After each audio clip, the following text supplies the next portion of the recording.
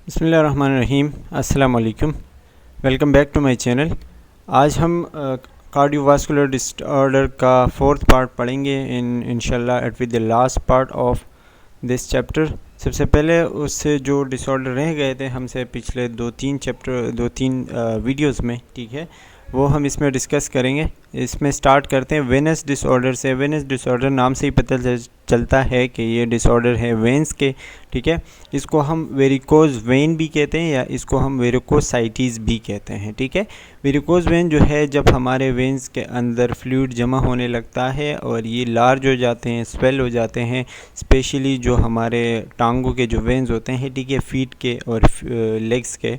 तो जब ये वेन बड़े हो जाते हैं उनमें फ्लूइड जमा होने लगता है, तो इसकी वजह से ये जो है स्वेल हो जाते हैं। इस पिक्चर में आप देख सकते हैं इस तरीके के आपको नज़र आते हैं। इस चीज़ को हम कहते हैं वेरिकोज वेन या फिर वेरिकोसाइटिस। ये क्यों होता है कि वेन के अंदर आपको पता होगा कि वॉल्व्स होते हैं, ठीक है। तो जब वो वॉल्व्स मतलब प्रॉपरली फंक्शन नहीं करते, काम नहीं करते, तो वो फ्लूइड वहाँ पे ही जमा रहता है और ऊपर की तरफ नहीं आता, क्योंकि वो वॉल जब बंद होंगे तो फ्लूइड वापस नहीं जाएगा, ऊपर की तरफ आएगा। लेकिन जब वो वॉल काम नहीं करेंगे तो फ्लूइड वही का वही रहेगा और हमारे वेन जो है वो मतलब स्वेल हो जाएंगे और ब्लड फ्लो में ख़राबी आ सकती है, ठीक है। इसकी पैथोफिजियोलॉजी वही बताई गई है कि हमारे जो सुपरफिशियल वेन है, सुपरफिशियल वेन मतलब जो ऊपर की तरफ होते हैं, ठीक है, जो हमें नॉर्मली नज़र आते हैं, वही सुपरफिशियल वेन।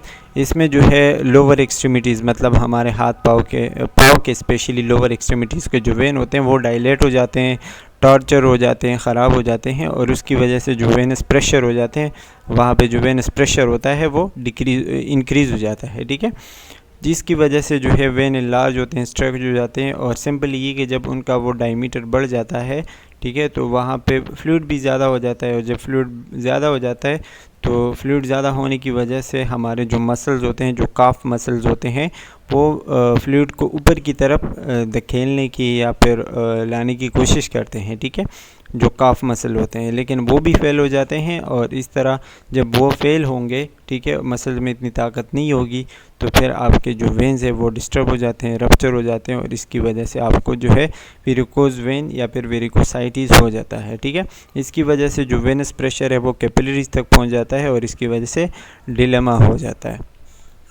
अच्छा जी, इसके जो क्लिनिकल मैनिफेस्टेशन है, ठीक है, वो क्या क्या है कि आपको जो है डिस्कम्फर्ट होगी, मतलब आराम नहीं होगा, पेन होगा, ठीक है, ज़्यादा आप देर तक आप खड़े रहेंगे तो आपको पेन होगा। आपको जो है जब आप चलते रहेंगे तो आपके शायद वो पेन कम होगा, ठीक है, आपको थोड़ा सा आराम महसूस होगा। लेकिन अगर आप एक ही जगह पे खड़े हुए हैं या एक ही जगह पे आप बैठे हुए हैं और आपको जो है कोई मूवमेंट नहीं है आपकी, तो आपको जो है पेन महसूस होगा। और इसके अलावा जो एलिवेटेड लिम्ब है, मतलब जो इफेक्टेड लिम्ब है, उसको आप ऊपर रखेंगे, थोड़ा सा ऊपर की तरफ करेंगे, एलिवेटेड करेंगे, ठीक है, तो इससे भी वो पेन वगैरह कम हो सकता है। इसके अलावा प्रेशर और क्रैम्प वगैरह होंगे और स्वेलिंग होगी। केयर कैसे करेंगे कि उसका जो भी पाँव है या हाथ है जिसमें ये चीज़ हो रही है, ठीक है, आपने उसको एलिवेट करना होता है, ऊपर की तरफ रखना होता है, ठीक है। स्टॉकिंग एक्सरसाइज, स्टॉकिंग मतलब आपने जो है ख्याल करना होता है, एक्सरसाइज जो है वो आपने देनी होती है। लेज़र थेरेपी भी करते हैं और लाइगेशन भी करते हैं, ligation of the entire when, मतलब जैसे अक्सर प्रेगनेंसी रोकने के लिए फ़ीमेल्स करती हैं ना, तो उसी तरीके से जो है वो वेंस को बांधते हैं ताकि ब्लड फ्लो उसमें जमा ना हो, ख़राब ना हो, ठीक है। और ये जो है लाइगेशन जो है उस फीमेल में ज़्यादातर होती है, प्रेगनेंसी को रोकने के लिए जो फेलोपियन ट्यूब होते हैं उसको बांध देते हैं ताकि आगे जाके जो है वो प्रेग्नेंट ना हो। इसके अलावा डीप वेन थ्रोम्बोसिस का बताया गया है। ये भी वही चीज़ है कि हमारे जो वेन्स है उनमें जब डीपली जो है वो क्लॉट बनना शुरू हो जाए, इस कंडीशन को हम डीप वेन थ्रोम्बोसिस कहते हैं। ये भी स्पेशली हमारे लोअर लेग्स और थाइज़ में होता है। और जब हमारा वेन जो है वो स्वेल हो जाते हैं या हम कहते हैं कि उसमें इन्फ्लेमेशन हो जाती है, इस कंडीशन को हम कहते हैं थ्रोम्बोफ्लेबाइटिस, ठीक है। A deep vein thrombosis can break loose and cause a serious problem in the lung. मतलब ये जो थ्रोम्बोसिस है या ये जो क्लॉट है ये कहाँ जाएगा, लंग्स तक पहुँचेगा, तो इसको हम फिर पल्मोनरी एम्बोलिज्म कहते हैं, जो कि लंग्स की एक बहुत ही सीरियस बीमारी है या मसला है, ठीक है।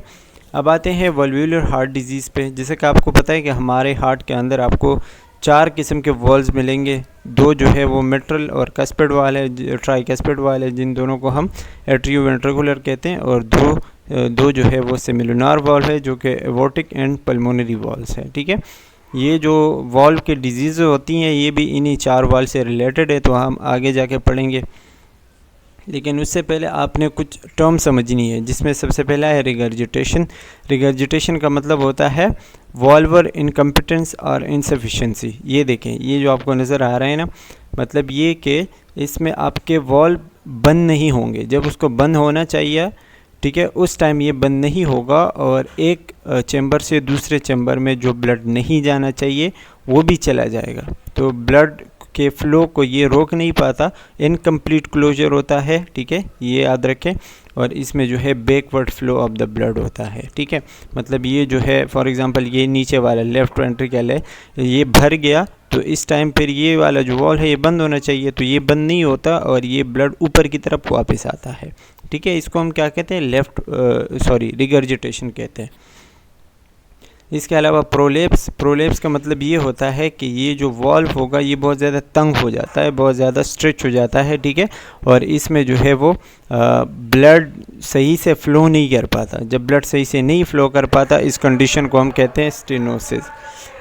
अच्छा जी, इसके अलावा स्टेनोटिक वॉल्व है। स्टेनोटिक वॉल्व जो है वो ओरिफाइस या फिर स्मॉल, मतलब जो भी वॉल्व होता है, ठीक है, उसके अंदर एक होल होता है या एक रास्ता होता है, जिसके ज़रिए से वो ब्लड क्या होता है, नेक्स्ट चैम्बर की तरफ जाता है। तो जब ये स्टेनोटिक हो जाता है, मतलब ख़राब हो जाता है, तो वो ब्लड फ़्लो रुक जाता है, वो आगे नहीं जाता, और इस कंडीशन को हम स्टेनोटिक वॉल्व कहते हैं।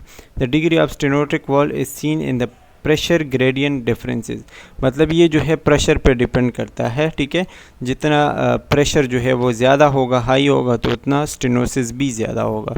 वॉल्वुलर हार्ट डिजीज़ के आपको ये 8 चीज़ें बताई गई हैं। मतलब हर वॉल्व के आपके 2 डिजीज़ है, मतलब mitral stenosis, mitral regurgitation, aortic stenosis, aortic regurgitation. ये आप देख सकते हैं। अभी हम एक एक पढ़ेंगे इसमें। मेट्रल वॉल्व स्टेनोसिस, जैसे कि नाम से पता है कि ये जो है obstruction of the blood flowing from left atrium to the left ventricle. मतलब हार्ट का जो लेफ़्ट साइड है, पहले ऊपर वाला जो है लेफ़्ट एट्रियम और नीचे वाला लेफ़्ट वेंट्रिकल, तो जब इन दोनों का वॉल बंद हो जाए, ठीक है, और ऊपर से ब्लड नीचे की तरफ आना बंद हो जाए या बहुत ही कम हो जाए, ठीक है, तो उसको हम क्या कहते हैं, मेट्रल वॉल्व स्टेनोसिस। स्टेनोसिस का वर्ड आया तो मतलब वही है कि ब्लड फ्लो कम है। अच्छा, इसके कॉजेज़ क्या क्या हो सकते हैं? रिमेटिक हार्ट डिजीज़, मतलब हार्ट से रिलेटेड जितने भी डिसऑर्डर है, ठीक है, रिमेटिक फीवर और इतनी सारी जितनी भी चीज़ें हैं उसकी वजह से हो सकता है, या ये कंजेनाइटल मतलब पैदाइशी भी हो सकता है, रूमेटॉइड अर्थराइटिस की वजह से भी हो सकता है। ठीक है, और ये सारी चीज़ें इसमें होती है। पैथोफिजियोलॉजी इसकी वही है कि मेट्रल वॉल्व जो है नॉर्मली ये तकरीबन इसमें इतना 3 फिंगर्स का जो है वो स्पेस होता है, लेकिन स्टेनोसिस के टाइम में ये जो है बहुत ज़्यादा नैरो हो जाता है, तकरीबन एक पेंसिल के जितना इसमें स्पेस बचता है। तो आप सोचें कि 3 फिंगर स्पेस में जितना ब्लड गुजरता है वो तो एक पेंसिल के जितने स्पेस में से नहीं गुजरेगा। ठीक है, तो ये जो है इस कंडीशन को जो है वो क्या कहते हैं, मेट्रल वॉल्व स्टेनोसिस कहते हैं। जब ये होता है, एक पेंसिल जितना स्पेस बचता है, तो क्या होता है, the left atrium has a great difficulty moving blood into the ventricle. मतलब एट्रियम से जो है ब्लड वेंट्रिकल में नहीं जाता, मुश्किल होती है। इसकी वजह से जो है वो रेजिस्टेंस हो जाती है और ओरिफाइस जो मतलब होल है वो नैरो हो जाता है, और हमारा जो एट्रियम है वो हाइपरट्रॉफी में चला जाता है। क्योंकि उसको ज़्यादा मेहनत करनी पड़ रही है, उसको जो है ज़्यादा प्रेशर लगाना पड़ रहा है, तो उसकी वजह से वो हाइपरट्रॉफिक सिचुएशन में चला जाता है, स्ट्रेच हो जाता है। ठीक है, और इसके अलावा because there is no valve to protect the pulmonary veins from the backward flow of the atrium. ठीक है, मतलब ये कि एट्रियम से जो है मतलब जो भी ब्लड आ रहा है, ठीक है, तो उसके लिए बंद करने के लिए कोई वॉल्व नहीं है। The pulmonary circulation become congested. इसकी वजह से हमारे पल्मोनरी सर्कुलेशन पे भी इफ़ेक्ट पड़ता है, जो लंग्स से ब्लड आ रहा होता है ना, उस पर भी ज़्यादा इफ़ेक्ट पड़ता है, क्योंकि वेंट्रिकल से, लेफ़्ट वेंट्रिकल से जो है वो लंग्स में ब्लड जाएगा। जब लंग्स में ब्लड जाएगा तो वहाँ तो है नहीं ब्लड, तो कैसे जाए, उसकी वजह से जो है वो मसले होते हैं। और लेफ़्ट वेंट्रिकल जो है वो कंट्रैक्ट तो होता है लेकिन एबनॉर्मली कंट्रैक्ट होता है क्योंकि उसको ब्लड नहीं मिल रहा, तो ये सारी चीज़ें एक्सेसिव, उसको बहुत ज़्यादा ज़ोर लगाना पड़ता है। जब उसको बहुत ज़्यादा स्ट्रेन और स्टिचेस और ये सारी चीज़ें लगानी पड़े, ठीक है, फिर ये जो है आपका जो लेफ़्ट वेंट्रिकल है ये फेल हो जाता है, ठीक है, हार्ट फेलियर की तरफ बंदा जा सकता है। अच्छा जी, क्लिनिकल मैनिफेस्टेशन क्या क्या हो सकती हैं इसमें, मतलब इसमें जो है ब्रीदिंग डिफ़िकल्टी होगी, सांस लेने में मुश्किल होगी, जिसको हम डिस्पनिया कहते हैं। कार्डियक आउटपुट की वजह से जो है वो बंदे को थकावट होती है, और जो है कभी अगर वो कफ़ करता है या कोई और, ठीक है, तो उसमें ब्लड आने के भी चांसेस होते हैं। असेसमेंट कैसे करेंगे ऐसे मरीज़ का, कि उसका पल्स देखेंगे तो पल्स जो है वो वीक होता है और कभी कभी जो है वो इर्रेगुलर होता है एट्रियल फिब्रिलेशन की वजह से, और उसके आपको हार्ट से कुछ मरमर साउंड मिलेगा, स्पेशली एपेक्स जो हार्ट का आखिरी वाला हिस्सा होता है ना, वहाँ से आपको मरमर लाइक साउंड मिलेगा, और इसकी वजह से जो है ब्लड वॉल्यूम बढ़ेगा, प्रेशर बढ़ेगा, एट्रियम जो है वो डायलेट होंगे, ठीक है, हाइपरट्रॉफी में चले जाएंगे, और उसमें जो है इलेक्ट्रिकल कंडक्टिविटी जो है वो भी अनस्टेबल हो जाएगी, और हार्ट में जो है डिसरिदमियाज होंगे, मतलब हार्ट जो है एक रेगुलर रिदम से कंट्रैक्ट और रिलैक्स नहीं होगा। अब आते हैं मिट्रल वॉल प्रोलेप्स पे। मिट्रल वॉल प्रोलेप्स जो है इसको हम मिट्रल वॉल प्रोलेप्स सिंड्रोम भी कहते थे, ठीक है। इसके कोई ख़ास साइन सिम्टम नहीं होते, लेकिन इसमें क्या होता है कि जो ये जिसके आप देख सकते हैं यहाँ पे जो वॉल्व है, ठीक है, इसका एक हिस्सा नीचे की तरफ आता है, एक ऊपर की तरफ आता है, तो प्रोलेप्स का मतलब भी होता है नीचे की तरफ आना, तो इसमें वही रास्ता जो है वो खुला रहता है, ठीक है, ब्लड फ्लो जो है यहाँ पे मिक्स होता है सब कुछ, ठीक है। तो ये जो है इस कंडीशन को हम कहते हैं मिट्रल वॉल्व प्रोलेप्स, और ये वुमेन में ज़्यादा कॉमन है देन मेन। ये लिखा गया है कि मिट्रल वॉल्व प्रोलेप में जो है वॉल्व का जो एक पोर्शन है, ठीक है, वो एक बलून लाइक स्ट्रक्चर इख्तियार करता है, मतलब जब हार्ट कंट्रैक्ट होता है, ठीक है, तो ये कम्प्लीटली बंद नहीं होता बल्कि थोड़ा सा नीचे की तरफ आता है, जैसे कि आप यहाँ पे देख सकते हैं, और खुलता है। जब ये खुलता है, ठीक है, तो ये जो ब्लड मतलब क्या होता है कि जब ये वेंट्रिकल कंट्रैक्ट होता है उसकी वजह से ये ब्लड वापस जो है वो उसी एट्रियम में जाता है, क्योंकि वॉल्व खुला हुआ है, ठीक है, तो इसमें रिगर्जिटेट होता है। रिगर्जिटेट मतलब ये कि ब्लड वापस आना, तो इसमें जो है वो लेफ़्ट वेंट्रिकल से वापस लेफ़्ट एट्रियम में ब्लड चला जाता है। इसको हम कहते हैं मिट्रल वॉल्व प्रोलेप्स, ठीक है। इसके असेसमेंट और डायग्नोसिस कैसे करनी है कि the first and only sign of mitral valve prolapse is identified with physical examination of the heart discloses, मतलब इसमें आपको एक्स्ट्रा साउंड मिलेगा जिसको हम मिट्रल क्लिक कहते हैं, ठीक है, और इसमें जो है सिस्टोलिक क्लिक भी कहते हैं, that a valve leaflet ballooning, इसमें जो है आपको बस यही साउंड मिलेगा। अच्छा जी, अब बात है मिट्रल रिगर्जिटेशन पे। मिट्रल रिगर्जिटेशन क्या होता है? Involve blood flowing black from the left ventricle. ये भी वही बात है कि लेफ़्ट वेंट्रिकल से वापस लेफ़्ट एट्रियम की तरफ ब्लड आना, ठीक है, उसको हम क्या कहेंगे? Mitral regurgitation. लेकिन इससे पहले जो हमने पढ़ा उन दोनों में फ़र्क क्या है? मिट्रल वॉल्व प्रोलेप्स में सिर्फ वॉल्व की बात हो रही है, ठीक है, और उसमें वॉल्व ख़राब है। लेकिन मिट्रल रिगर्जिटेशन में क्या होता है कि आपका जो ब्लड फ्लो है वो लेफ़्ट वेंट्रिकल से एट्रियम की तरफ जा रहा है, लेफ़्ट एट्रियम की तरफ जा रहा है, ठीक है, तो उसमें जो है इस कंडीशन को फिर हम मिट्रल रिगर्जिटेशन कहते हैं। बाल बेचने वाले आ गए। अच्छा जी, often the margins of the mitral valve can not close during systole. वही बात है, ठीक है, कि मिट्रल वाल्व क्लोज नहीं होता। पैथोफिजियोलॉजी की बात करें तो इसमें जो है वो वॉल का मसला होता है, ठीक है, और ये थोड़ा सा शायद शॉर्ट होता है क्योंकि पूरा जो है वो एक दूसरे के साथ मिल नहीं पाते, तो थोड़े से शॉर्ट होता है या ख़राब होते हैं, ठीक है। इसके जो मसल्स होते हैं, जो टेंडन्स होते हैं वो ख़राब होते हैं। पेपिलरी मसल्स होते हैं वो अक्सर स्ट्रेचिंग की वजह से जो है वो ख़राब हो जाते हैं, रप्चर हो जाते हैं, और इसकी वजह से जो है वो सारी चीज़ें ख़राब हो जाती है। इसमें जो है वो अगर पहले किसी को वो हुआ है मायोकार्डियल इन्फेक्शन है या हार्ट का कोई और मसला है या वेंट्रिकुलर डायलेशन है, ठीक है, तो उसकी वजह से भी ये मसला हो सकता है। और ज़्यादातर जो है वो इस्कीमिया या फिर इस तरह के किसी को मसले हैं तो उनकी वजह से भी ये हो सकता है, ठीक है।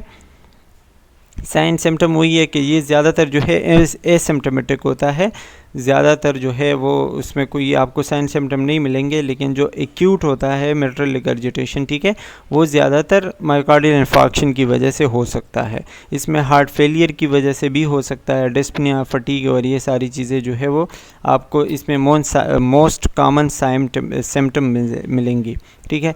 और इसमें जो है पिल्पिटेशंस वगैरह भी होती हैं। पिल्पिटेशन मतलब जब हार्ट बहुत ज़्यादा ज़ोर ज़ोर से धड़क रहा हो, ठीक है, और शॉर्टनेस ऑफ ब्रीथ हो रही हो, आपको ज़ोर ज़ोर से सांस लेना पड़ रहा है, ये सारी चीज़ें इसमें होगी। और इसके जो असेसमेंट या फिर डायग्नोजिंग करते हैं तो उसमें भी वही बात है कि आपको एक मरमर साउंड मिलेगा, ठीक है, एपेक्स के पोजीशन पे।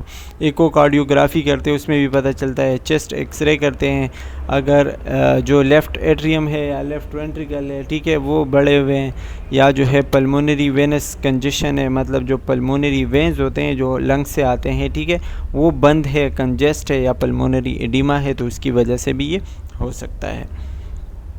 कार्डियक कैथेटराइजेशन की बात करें तो इसमें वही बात है कि कार्डियक कैथेटराइजेशन क्यों करते हैं, उसमें भी हमें पता चलता है कि कोई लेफ़्ट एट्रियम या लेफ़्ट वेंट्रिकल जो है वो क्या कहते हैं कि हाइपरट्रॉफी है, डायलेट हुए हैं या मिट्रल रिगर्जिटेशन है, सारी चीज़ें जैसे आपको कैथेटराइजेशन का पता है, ठीक है, वो होती है। अब आते हैं 2 वॉल हमने क्लियर किए हैं, अब बाकी के जो 2 वॉल बचते हैं वो पढ़ते हैं। एवोर्टिक स्टेनोसिस है, तो इसमें भी नाम से पता चलता है कि जो है ब्लड फ्लो सही नहीं है, पूरा ब्लड नहीं आ रहा, ठीक है। ये देखें, aortic valve stenosis is narrowing of the orifice of the left ventricle and the aorta, मतलब लेफ्ट वेंट्रिकल से जो एवोटा निकल रहा होता है, ठीक है, उसके स्टार्ट में जो होल है या जो वॉल्व है, जब वो बहुत ज़्यादा तंग हो जाता है, बहुत ज़्यादा छोटा हो जाता है, ठीक है, उसको हम क्या कहते हैं, एवोर्टिक स्टेनोसिस।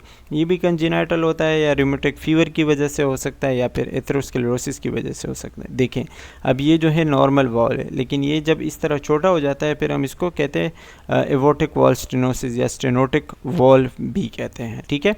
इसके जो है पैथोफिजियोलॉजी वही है कि या तो ये कंजेनाइटल है या लेफ़्ट वेंट्रिकल जो है वो हाइपरट्रॉफी में है या कार्बन डाइऑक्साइड ज़्यादा है या जो है ऑक्सीजन सप्लाई कम है, ये सारी चीज़ें इसके हो सकते हैं पैथोफिजियोलॉजी। क्लिनिकल मैनिफेस्टेशन की बात करें तो इसमें जो है वो सांस लेने में मसला होगा, स्पेशली वेंट्रिकुलर फेलियर की वजह से, ठीक है, और कुछ डिजीनेस वगैरह हो सकती हैं, और इसके अलावा ब्लड फ्लो कम हो सकता है ब्रेन को, क्योंकि लेफ्ट वेंट्रिकल ही पूरा ख़राब है। और इंजाइना पेक्टोरस जो है वो भी आपको एक साइन सिम्टम उसमें मिल सकता है। इंजाइना पेक्टोरस हमने पढ़ा था, लेफ़्ट साइड पे जो मतलब दर्द वगैरह महसूस होता है, ठीक है।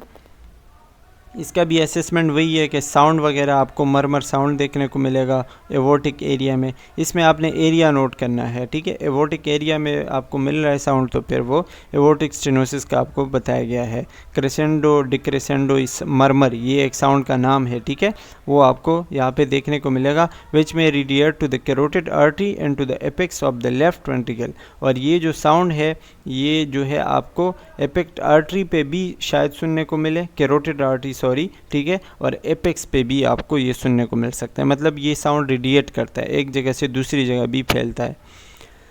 अच्छा जी, अब आते हैं एवोर्टिक रिगर्जिटेशन। इसमें भी नाम से पता चलता है कि जब एवोर्टिक रिगर्जिटेशन होता है तो उसमें ब्लड वापस आता है लेफ़्ट वेंट्रिकल में, मतलब एक बार तो वो कंट्रैक्ट हुआ लेकिन वो इतना वॉल बड़ा हुआ है या ख़राब है जो कि बैक फ्लो हो जाता है, ठीक है।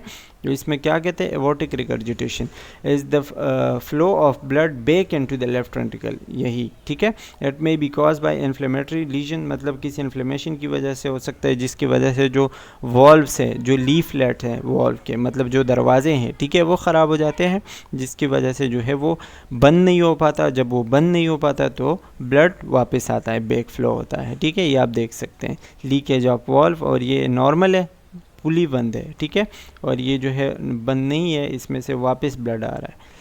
अच्छा जी, पैथोफिजियोलॉजी वही है कि ये जो है एवोर्टा से ब्लड आता है और blood normally delivered into the left ventricle, वही बात है, ठीक है। इसकी वजह से लेफ्ट वेंट्रिकल जो है वो डायलेट हो जाता है, क्योंकि उसके ऊपर प्रेशर बढ़ेगा ना, वो ज़्यादा से ज़्यादा ब्लड वहाँ पे जमा हो रहा है तो वो प्रेशर बढ़ेगा, हाइपरट्रॉफी में चला जाएगा, और उसको जो है फिर ज़्यादा ज़ोर और स्ट्रेंथ की ज़रूरत होगी ब्लड को वापस फोर्स लगाने के लिए और अपने मतलब सही से पंप करने के लिए, तो इसमें हाइपरट्रॉफी और डायलेशन हो सकती है।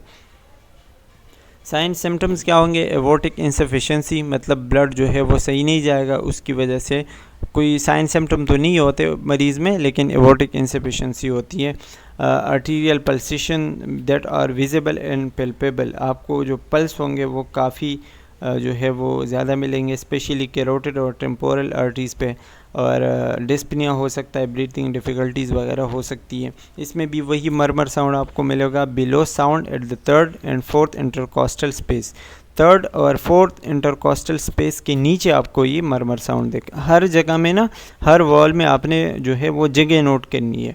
जैसे कि एवोटिक स्टेनोसिस में आपको एपेक्स और ये जो वो था, जो स्पेशल एवोटिक वॉल्व था, ठीक है, उसी जगह पे और एपेक्स पे मिल रहा था। अब ये जो है थोड़ा सा नीचे आ रहा है। थर्ड और फोर्थ इंटरकॉस्टल स्पेस आपको बताया गया है, और लेफ्ट स्टेर्नल बॉर्डर, ठीक है, ये सारी चीज़ें आपने इसमें नोट करनी है। अब आते हैं ट्राइकस्पिड स्टेनोसिस पे। ट्राइकस्पिड स्टेनोसिस वही बात है कि जो हमारा ट्राइकस्पिड वॉल्व होता है, ठीक है, जब वो बंद हो या उसमें जो है बहुत ज़्यादा नेरो हो जाए, ठीक है, उसकी वजह से जो मसले होते हैं वो ट्राइकस्पिड स्टेनोसिस कहलाता है। Decrease blood flow from right atrium to right ventricle, right atrium से जब राइट वेंट्रिकल में ब्लड कम आता है, अब ये राइट साइड पे आ गया, ठीक है, तो उसमें क्या होता है? ट्राइकस्पिड स्टेनोसिस कहते हैं हम उसको, क्योंकि उसमें जो है वॉल्व जो है वो नैरो हो जाता है। राइट और लेफ़्ट का आपने इसमें ख्याल रखना होगा। राइट ट्राइकस्पिड वॉल्व जो है वो राइट साइड पे होता है मेट्रल, या फिर जो दूसरा बाइकस्पिड वॉल्व है वो लेफ़्ट साइड पे होता है। इससे नाम से ही आपको पता चलेगा कि राइट साइड की बात हो रही है या फिर लेफ़्ट साइड की बात हो रही है। ये भी जो है together with aortic and mitral stenosis, अगर मेट्रल स्टेनोसिस है किसी को या फिर एवोटिक स्टेनोसिस है, तो उन दोनों की वजह से ये वाला भी हो सकता है। इसमें जो राइट वेंट्रिकल है वो ब्लड नहीं दे पाता, और इसके अलावा जो है वो मतलब अगर वो ब्लड नहीं देगा तो ज़ाहिरी बात है वो लंग्स में नहीं जाएगा, और लंग्स से फिर लेफ़्ट वेंट्रिकल में नहीं जाएगा। तो अगर ये ख़राब है तो आपके पूरे हार्ट का मसला ख़राब हो सकता है। इसकी वजह से जो है राइट एट्रियम इनलार्ज हो जाता है, और वेनस प्रेशर भी इंक्रीज़ हो जाता है, क्योंकि ब्लड तो वेन से आ रहा है, वहाँ पे डीऑक्सीजनेटेड ब्लड है, तो जब वो वहाँ पे जमा होता रहेगा तो बाकी वेन्स में भी जमा होगा पीछे, ठीक है। तो ये वो ट्राइकस्पिड स्टेनोसिस होता है। इसमें जो साइन सिम्टम है वही है कि symptom of right sided heart failure, right sided heart failure हमने पढ़ा था, ठीक है। उसके साइन सिम्टम आपको मिलेंगे, हेपेटोमेगेली हो सकती है, एनलार्जमेंट ऑफ लीवर जिसको हम कहते हैं, एसाइटिस हो सकता है, ठीक है। पेरिफेरल एडिमा, मतलब वेन जो है वो बड़े हो जाएंगे, एडिमा हो जाएगी। नेक वेन एंजॉर्जमेंट, हमारा जो नेक में वेन है, ठीक है, वो बड़ा हो जाएगा, आपको वाज़ेह नज़र आएगा। डिक्रीज कार्डियक आउटपुट, क्योंकि हार्ट में जो है ऑक्सीजनेटेड ब्लड है नहीं, तो वो ब्लड आउटपुट कम हो जाएगा। फटीग और हाइपोटेंशन हो सकती है। इसके अलावा raise JVP, jugular vein pressure, ठीक है, जो जुगुलर वेन होता है उसमें प्रेशर बहुत ज़्यादा बढ़ेगा। और डायस्टोलिक मरमर, आपको जो है साउंड देखने को मिलेगा, ठीक है, साथ में आपको जो है वो साउंड बताया गया है, ठीक है। अच्छा, ट्राइकस्पिड स्टेनोसिस मैनेजमेंट में वॉल रिप्लेसमेंट करते हैं, या वॉल्वोटमी करते हैं, या बलून वॉल्वोप्लास्टी करते हैं, ठीक है। वॉल्व रिप्लेस करते हैं या मुकम्मल उसको जो है रिपेयर करते हैं, वॉल्वोटमी जिसको हम कहते हैं, या फिर उसमें हम बलून लाइक स्ट्रक्चर डालते हैं, तो उसमें भी जो है वो थोड़ा बहुत चीज़ें मतलब सही हो जाती है। अब आते हैं ट्राइकस्पिड रिगर्जिटेशन। नाम से ही पता चलता है कि जब ब्लड वापस फ़्लो करेगा, ठीक है, कहाँ से? Flow back into the right atrium, right ventricle से जब वापस ब्लड राइट वेंट्रिकल में जाएगा, ठीक है, जो कि नहीं जाना चाहिए, इसको हम क्या कहते हैं? ट्राइकस्पिड रिगर्जिटेशन कहते हैं। और इसकी वजह से जो है वेन कंजेशन होगी, मतलब वेन में भी प्रेशर बढ़ेगा, क्योंकि वहाँ से पूरे वेन्स से ब्लड आ रही होती हैं, तो वो मसला होगा। Decrease right ventricular output and decrease blood flow toward the lungs, वही सारी चीज़ें कि वेंट्रिकुलर जो है वो ब्लड नहीं दे सकता, और वो फिर लंग्स को नहीं जाएगा तो आगे भी हार्ट को नहीं मिलेगा।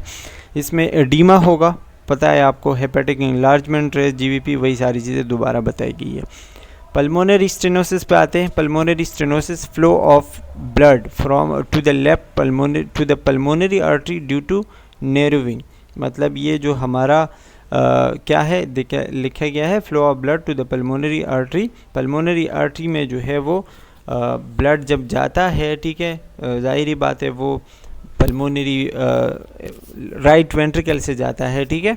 तो वो जो है जब वो नैरो हो जाए फिर हम उसको पल्मोनरी स्टेनोसिस कहते हैं।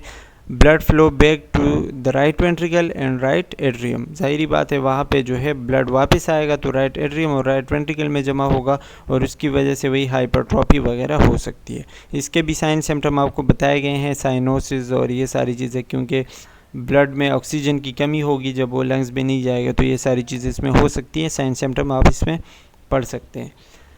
पल्मोनरी रिगर्जिटेशन पे आते हैं तो इसमें भी वही लिखा गया है, blood flow back into the right ventricle, right ventricle में बाद वापस जो है वो ब्लड आता है, ठीक है। Rare condition usually associated with pulmonary hypertension, pulmonary hypertension की वजह से हो सकता है, या तो वो क्या होगा कि लेफ़्ट साइड हार्ट अटैक या हार्ट डिजीज़ की वजह से, या पल्मोनरी कोई और लंग्स के मसले उसकी वजह से हो सकता है, ठीक है।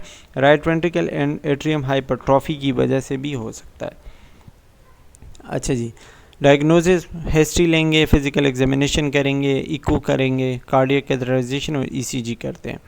नर्सिंग मैनेजमेंट इसमें वही है कि आपने जो है नॉर्मल कार्डियक फंक्शन मतलब हार्ट का ख्याल रखना है कि वो सही से काम करें, और कार्डियक आउटपुट ये सारी चीज़ आपने देखनी है। फ्लूइड वॉल्यूम कितना ले रहा है, ज़्यादा तो नहीं हो रहा, वो सारी चीज़ आपने देखनी है। और कितना वो काम कर सकता है, एक्टिविटी टॉलरेंस कितना है उसका। इसके अलावा educating patients on the disease process, और उसको अपने डिजीज़ के बारे में बताना है कि ये जो है आपको किस सिचुएशन पे लेके जा सकते हैं, या आपने अपना ख्याल कैसे रखना है। ये आप देख सकते हैं मिट्रल वॉल्व रिपेयर किया जाता है इस तरीके से, ठीक है।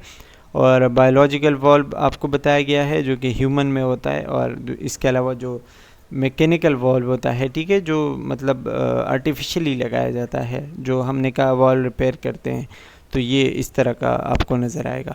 And that's all about cardiovascular disorders.